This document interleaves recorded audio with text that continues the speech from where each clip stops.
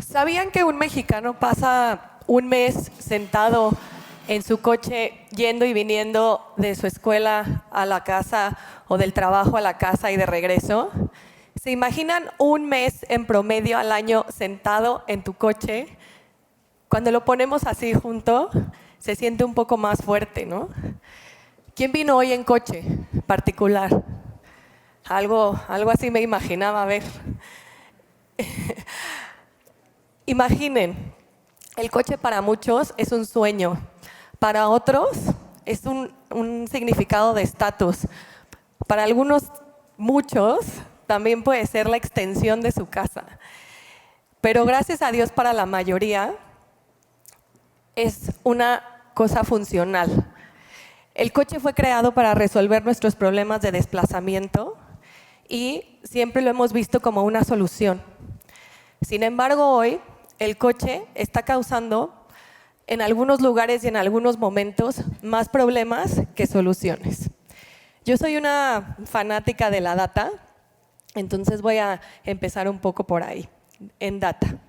¿Qué creen que sea este 4 o 5%? ¿Alguna idea?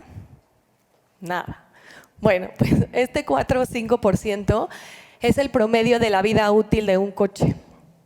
Es decir, el resto del tiempo, 95% del tiempo que tenemos un coche, el coche está estacionado. No lo usamos, es meramente un adorno, es meramente algo que ocupa espacio. Y aquí la verdad es que siempre felicito a la industria automotriz por habernos convencido de no nada más querer un coche para que nos lleve de un punto a otro. Queremos el coche más lujoso, el más equipado y el más lindo.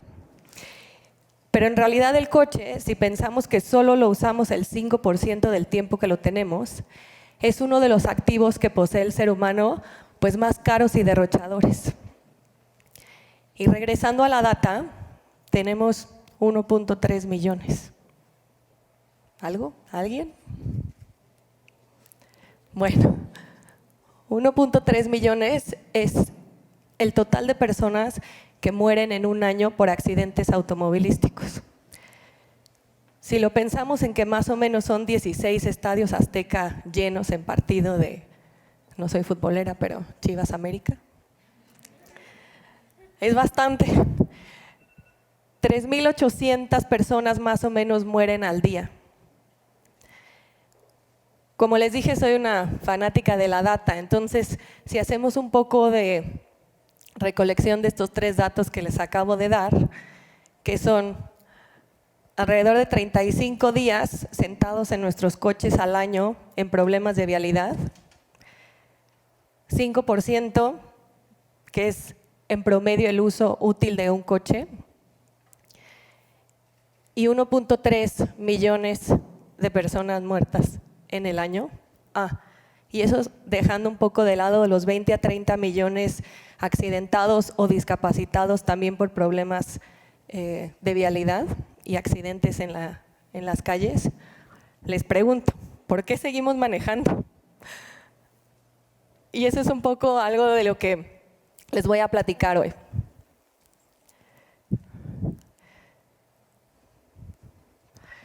Elon Musk dijo no hace mucho tiempo que en menos de 20 años poseer un coche será como poseer hoy un caballo. Hoy, ¿para qué usamos los caballos? Sí, hay gente que todavía los usa para transportarse, pero es el mínimo. En realidad son más como por un uso lúdico. ¿Y por qué creemos esto? Hay 3 tendencias que pensamos van a ser claves si es que esto va a ser realidad. Y creemos y los estudios dicen que sí. El primero es la urbanización. El segundo es el concepto de poseer versus tener acceso. Históricamente tenemos esta cultura, los humanos, de querer y de querer tener cosas, pero si puedo tener acceso a ellas sin tenerlas, tal vez puede ser mejor. Y el tercero es un cambio en el comportamiento, en las costumbres y en las creencias de las personas. Y ese tercero es el más complicado. Entonces, hablando de urbanización, la Ciudad de México es el mejor lugar para hablar de urbanización. ¿Por qué? Porque una megalópolis es considerada a partir de 10 millones de habitantes. Ciudad de México tiene el doble.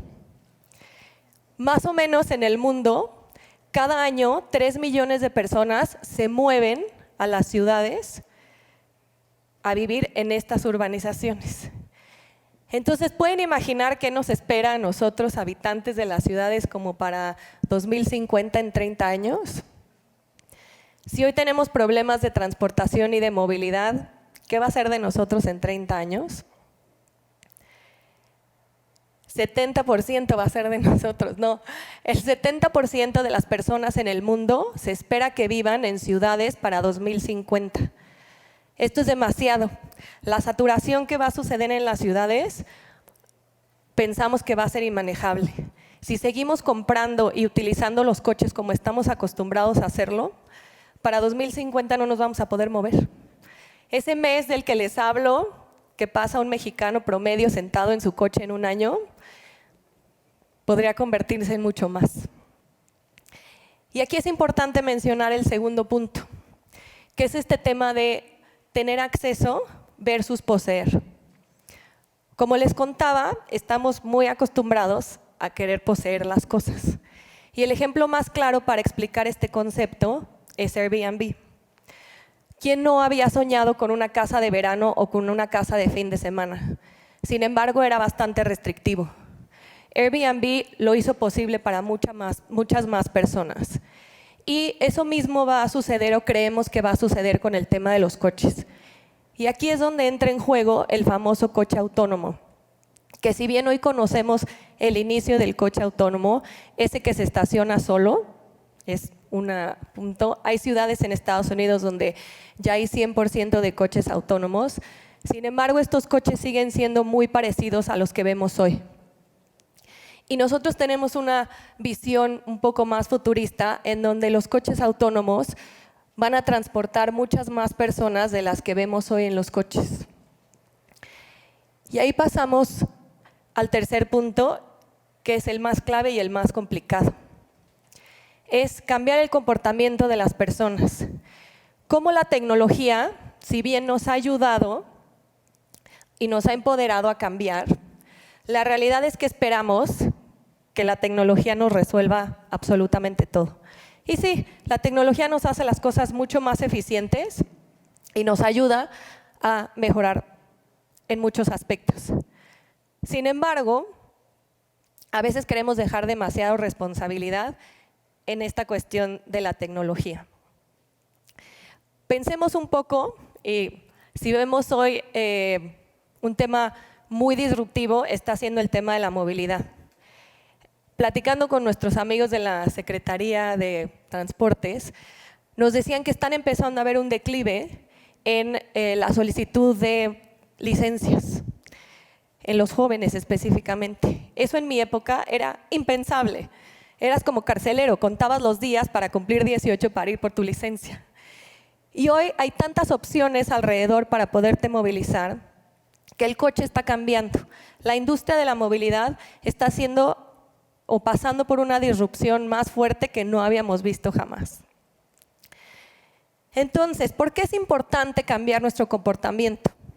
Porque no nada más podemos esperar a que las próximas generaciones lo hagan o pensar que la tecnología va a impactar las próximas generaciones y yo ya estoy fuera de eso. La realidad es que no. Nosotros podemos hacer un cambio hoy e impactar nuestra propia generación y las siguientes.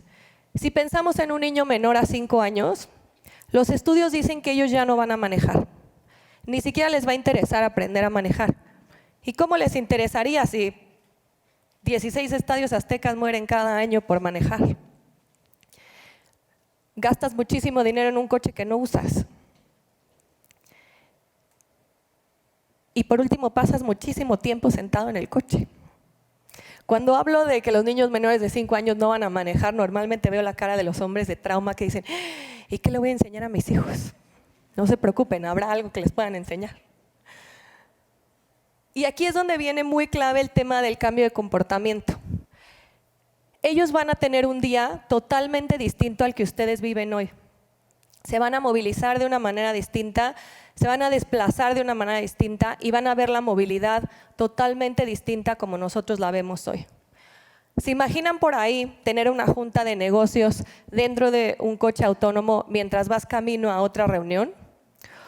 ¿O tomar un café con un amigo en lo que vas camino a tu clase?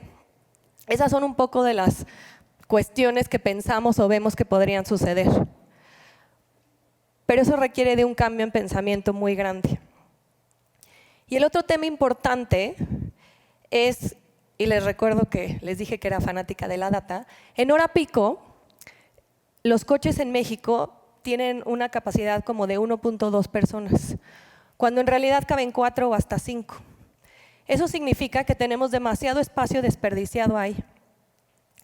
Y ese es mi siguiente tema a tratar. Hablando de urbanización, en las grandes ciudades los coches ocupan mucho más espacio que las personas. Y es un poco en relación a esto. Tenemos una inconsciencia cultural de cómo utilizamos el coche. Si pensamos en una hora pico, que en lugar de traer, todos ustedes vienen al mismo punto, y les aseguro que más o menos de las mismas colonias. Si pudiéramos conocer un poco más a las personas que nos rodean, podríamos ser más organizados y tener mucha más conciencia de cómo utilizamos el coche. Entonces yo sé que de entrada suena raro y tal vez es la cultura más simple el tema del aventón, pero no lo hacemos porque es complicado, tienes que hacer un esfuerzo extra y no estamos acostumbrados a hacerlo. Pero imagínense que en lugar de 5 coches venga uno y eso se multiplique por todos los 35 millones de coches que hay en México.